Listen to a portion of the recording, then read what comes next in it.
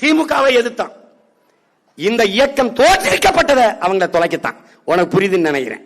அப்ப அவன் என்ன பண்ணா, திமுகவை எதிர்க்கும் போது RSS பிஜேபி கைக்கூலி பீட்டிம் கூலி வாங்கி வாங்கி இந்த கை சிறந்துருக்கிறா. இவன் கூலி இவனும் கொடுக்கல.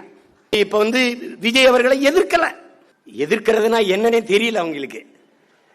நாங்க சில கேள்விகளை முன் வச்சோம். அம்பிடுதான் தட்சாலி வரானார் சில கேள்விகளை முன் வச்சான். அதுக்கு பதில் திறந்தா சொல்லணும், என்ன போகணும்.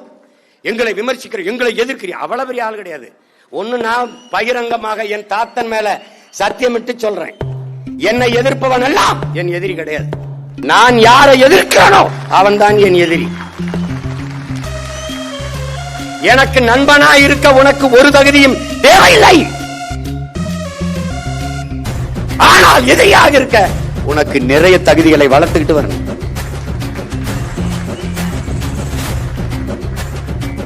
விளங்க